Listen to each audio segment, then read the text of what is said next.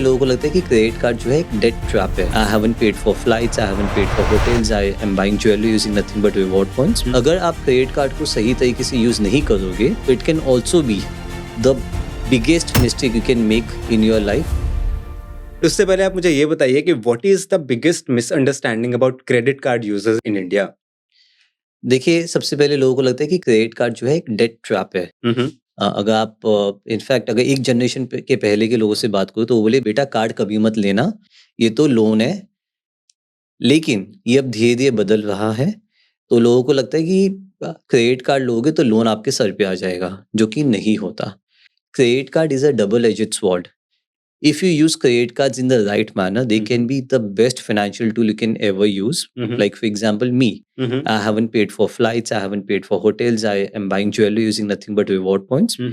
अगर आप credit card को सही तरीके से यूज नहीं करोगे तो it can also be the biggest mistake you can make in your life from a financial perspective. तो ये एक डबल एजेड स्वॉर्ड है. हम चाहते हैं हर बंदा अच्छी तरीके से क्रेडिट कार्ड यूज करे, उससे मैक्सिमम वैल्यू पाए. अंडरस्टूड. मुझे आप ये बताइए कि जब भी कोई इंसान क्रेडिट कार्ड लेने का सोचता है, what are the things that he और she should keep in mind before using it? देखिए, सबसे पहले तो ये होता है कि am I getting the right card for me. अब मैं आपको एग्जाम्पल देता हूँ कि पहले मैं आपको एक एनालॉजी देता हूँ तो उससे आप समझोगे. अगर आप बाहर खाना खाने जाते हो तो पहले आप ये डिसाइड करते हो कि मैं कौन सी क्यूजीन खाना चाहता हूँ, south Indian, north Indian, Mughlai. उसके बेसिस पे आप डिसाइड करते हो आपके लिए कौन सा रेस्टोरेंट जाना चाहिए. फिर आप रेस्टोरेंट जाते हो, फिर मेन्यू देखते हो, फिर आप डिसाइड करते हो मुझे क्या ऑर्डर करना है. आप ऑर्डर करते हो, खाना था, आप एंजॉय करते हो.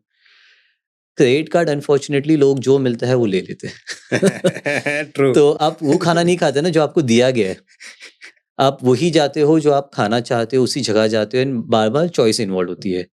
अनफॉर्चुनेटली इंडिया में जब क्रेडिट कार्ड की बात करते हैं तो लोग कैसे डिसाइड करते हैं? क्या तो आपको जो कार्ड दिया गया आप ले लेते हो, आपकी बैंक ने आपको दिया है, या फिर आप किसी एयरपोर्ट पे थे, किसी काउंटर पे गए, आपने बोला अच्छा ये कार्ड है ले लो. या फिर आप अपने दोस्तों को पूछते हो कि भाई कौन सा कार्ड लूं बता दे. अब उस बंदे को भी नॉलेज नहीं है, तो दो अंधे एक साथ में रास्ता तो नहीं पता कर लेंगे. तो बात ये होती कि उनकी गलती नहीं है, बट उन्होंने वो आपको अपने नॉलेज के हिसाब से बता दे. अगर उन्हें नॉलेज भी तो उनको अपने उनके हिसाब से नॉलेज है कि वो जो यूज करते हैं, बट हर इंडिविजुअल अलग है. आप जहाँ खर्चा करते हो, हाँ मैं खर्चा नहीं करता. आपको शायद बेनिफिट में फ्लाइट चाहिए, मुझे होटल चाहिए. आप शायद 6 महीने में एक बार लाउंज जाते हो, मैं शायद हर दूसरे दिन लाउंज जाता हूँ. तो हम दोनों की रिक्वायरमेंट अलग है. बट क्योंकि आप मेरे दोस्तों, मैंने आपको पूछा, आपने बोला यार मैं तो ये यूज करता हूँ, तू भी यूज कर ले.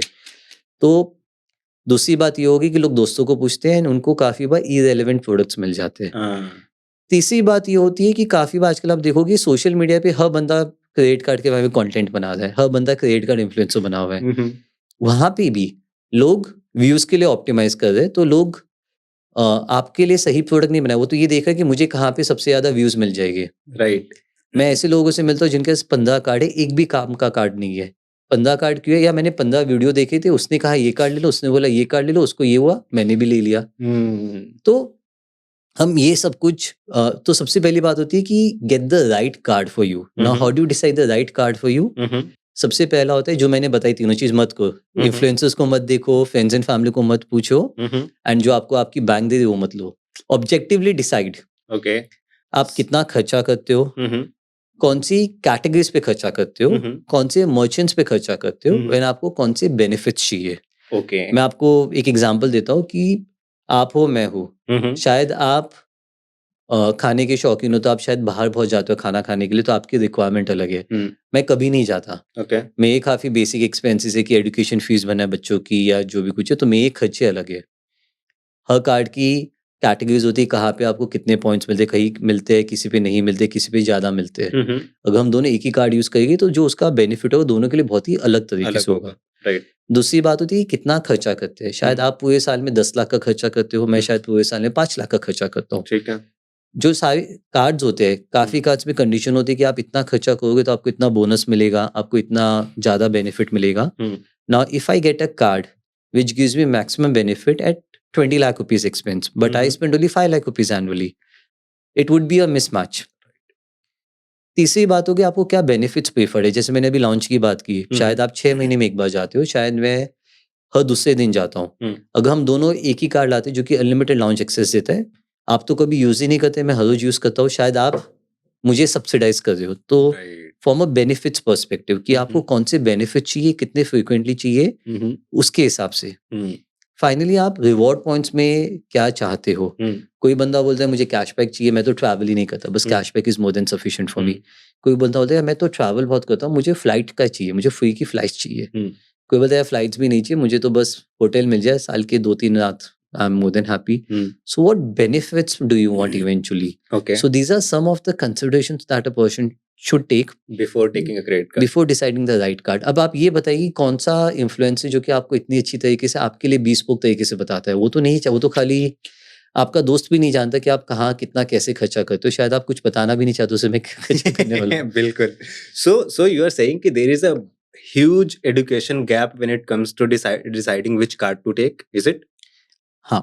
And secondly, I want to understand, you talked about multiple factors before taking a credit card, right? तो अगर मैं फॉर एग्जाम्पल 1 लाख रुपए की सैलरी है मेरी, मैं रफली 40-45,000 खर्च करता हूँ अपने क्रेडिट कार्ड से monthly, and I want to take a credit card which helps me redeem it for flight tickets and hotels. What are the card options I have? See, देखिए सबसे पहले तो आपने कहा कि 1 लाख की सैलरी है एंड 40,000 रुपये में महीने के खर्चे करता हूँ, 40,000 monthly. See, we don't say how much you're spending on cards. Ideal way of looking at it would be how much can you spend on the card. Now, let me clarify. I'm not saying in any manner that a person should spend more money. What I'm trying to say is that there would be many expenses other than 40,000 rupees that you are anyways doing. Okay. But there is an opportunity for you to move them to credit cards. शायद आप UPI से पे करते हो, but अगर आपको मौका मिला, आपको रिवॉर्ड्स मिले, तो आप शायद क्रेडिट कार्ड पे जाओगे। तो पहला तो ये होता है कि how much can I spend on credit card, and again I am repeating, do not over spend और do not spend only for rewards, भी जेन्युइन खर्चे की बात है। Okay. अब सेकेंड पॉइंट है कि हम काफ़ी बार मैं नहीं बताना चाहता कार्ड रिकमेंडेशंस, बिकॉज वो लाइक आई टोल्ड यू कि भाई no 2 person have the same requirement. But अगर मैं आपको एक एग्जांपल देने की कोशिश करूँ, आपने 40,000 की बात की, अब कैसे एक अमेरिकन एक्सप्रेस का एक कार्ड आता है, ठीक है, MX platinum travel card. Okay. अब इस कार्ड पे अगर आप साल के 4 लाख रुपए खर्चे करते हो, अब मैं रिपीट करता हूँ, ना 1 रुपया कम ना 1 रुपया ज़्यादा। अगर आपने 1 रुपया कम किया तो आपका जो साल का जो रिटर्न है उस कार्ड पे बहुत गिर जाएगा, Okay. और आपने जितना ज़्यादा खर्चा किया उतना भी गिरते जाएगा। तो 4 लाख रुपीज़ ऑप्टिमल स्पेंड। तो हम बोलते हैं 4 लाख रुपए खर्चे करो, बस। अब 4 लाख के खर्चे करने पे आपको ऑलमोस्ट 12 to 13% रिटर्न मिल जाएगा। 12 to 13%? हाँ, यानी जो बंदा 4 लाख रुपए खर्चे कर देता है उसको क्या मिल सकता है? एक्चुअली उसको और भी ज़्यादा मिल सकता है, मैं आपको बताता हूँ क्यों। तो उसपे उसको 48,000 मिनिमम मैरिट के पॉइंट्स मिल जाएंगे, अमेरिकन एक्सप्रेस के पॉइंट्स मिल जाएंगे, जो कि आप मल्टीपल जगहों पे ट्रांसफ़र कर सकते हो। मैं एक एग्जांपल लेता हूँ कि मैरिट में, तो 48,000 मैंने मैरिट में ट्रांसफ़र किया, मिनिमम 1:1 का रेशियो होता है। ठीक है। अगर काफ़ी बार American Express comes out with offers जहाँ पे आपको 20%, 30% बोनस मिलता है। Okay. 1:1 तो स्टैंडर्ड है। तो आपने 1:1 में ट्रांसफ़र किया तो आपको 48,000 मैरिट के पॉइंट्स मिल गए 4 लाख के खर्चे पे। अगर आपने बोनस में ट्रांसफ़र किया तो शायद 20%, 30% आपको ज़्यादा मिल सकता है, तो 62,000 पॉइंट्स मिल सकते हैं। Somewhere around that. अब इंडिया में एनी टिपिकल मैरिट प्रॉपर्टी आपको 15,000 में काफ़ी जगह पे 15,000 पॉइंट्स पर नाइट में आपको प्रॉपर्टी मिल सकती है। यानी अगर आप 15,000 पॉइंट्स की प्रॉपर्टी में जाते हो, मैरिट का एक ऑफर होता है कि अगर आप 5 रात के लिए बुक करते हो तो आप खाली 4 रात के पे करते हो, यानी 60,000 पॉइंट्स में आपको 5 रात मिल गए इन अ मैरिट प्रॉपर्टी। Okay. अब इसके अलावा हाँ, इसके अलावा काफ़ी प्रॉपर्टीज यहाँ पे आपको और भी अच्छी, कैसे मैं एक एग्जांपल लेता हूँ, बहुत फेमस है, वेस्टर्न हिमालयास, ऋषिकेश के बाजू में प्रॉपर्टी है। अगर वहाँ पे पर नाइट पैसे दे के बुक करते हो तो करीबन 35 से 40,000 रुपये पर नाइट है। और आप अगर पॉइंट्स पे बुक करते हो, आपको ये जो 60,000 पॉइंट्स है, डिपेंड अपन आप कौन सी सीजन में बुक कर रहे हो, कब कर रहे हो, आपको 2 से 4 दिन के बीच में मिल सकती है। So basically 20,000 पॉइंट्स 20 आपको 20% रिटर्न तो यहीं पे हो गया अगर आपने 80,000 की बुकिंग कर ली 48,000 पॉइंट्स में, राइट। तो ये मैं आपको बताऊं कि आपने पॉइंट्स सही तरीके से इकट्ठा किए, फिर आपने ट्रांसफर उनको बोनस के टाइम पे किया तो आपको 30% और मिला, फिर आपने मैरिट पॉइंट्स के साथ भी ऐसी प्रॉपर्टी बुक की जिसमें आपको पर पॉइंट वैल्यू भी बहुत ज्यादा मिल रही है। तो 3 जगह आपने ऑप्टिमाइज किया, तो आपको 20% तो मिल चुका। It doesn't stop over here. इसके अलावा आपको 10,000 का ताज का वाउचर मिलता है 4 लाख के खर्चे पे इस कार्ड पे। ओके, एमएक्स प्लैटिनम के बारे में हाँ, अपार्ट फ्रॉम पॉइंट्स। तो ये जो 10,000 का वाउचर आप जाके ताज की प्रॉपर्टी में रुकिए एक रात, आप जाके खाना खाइए। एक एग्जांपल देता हूँ, अगर आपको ताजमहल जाना है, क्योंकि हम नोएडा में बैठे तो मैं आपको, और मैंने किया था ये तो ताज की जो सबसे अच्छी प्रॉपर्टी, ताज कन्वेंशन सेंटर इन आगरा, आपके यहाँ से 3 घंटे की दूरी पे है। बिल्कुल। आप जाइए, तो अगर आप थोड़े नॉट पीक एकदम 3 महीने जो पीक होते हैं, बट अदरवाइज आप जाओगे, आपको 8-9 हज़ार रुपयों में आपको एक रात मिल जाती है। तो आप जाइए सैटरडे को, आप एक रात वहाँ पे पैसे मत दीजिए, वाउचर रिडीम कीजिए 10,000 का, ब्रेकफास्ट इंक्लूडेड है, ताजमहल देखिए, वापस आ जाइए। तो परफेक्ट। तो ये भी आपका सॉर्ट हो गया। इसके अलावा जो आपको इसमें साल की लाउंज एक्सेस मिलते हैं, तो वो सब आपका जो सॉर्टेड है। तो अब आप देख रहे हो कि if you play well, if you play your cards well, what they can do for you. बिल्कुल, it's very अब मुझे बता, आप क्या सोच रहे हो? अब जाके अप्लाई करता हूँ। I was about to ask eligibility criteria क्या है इसका? नहीं सर, ये तो बहुत ही आसान से, आई थिंक 6 लाख रुपए की इनकम होनी चाहिए ऑफिशियली। एंड बस एमएक्स होता है, एमएक्स हर सिटी में कार्ड इशू नहीं करता, तो जो आपका आधार वाला एड्रेस होता है, टॉप 9 सिटीज या टॉप 10 सिटीज होते हैं, उस पे करता है। अच्छा।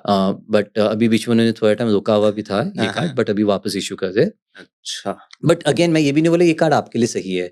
मुझे नहीं पता आप कहाँ खर्चा करते हो, कैसे खर्चा करते हो, बिकॉज एमएक्स काफी जगह पे कम यूज होता है, एक्सेप्ट नहीं होता जितने वीजा मास्टर कार्ड एक्सेप्ट होते हैं।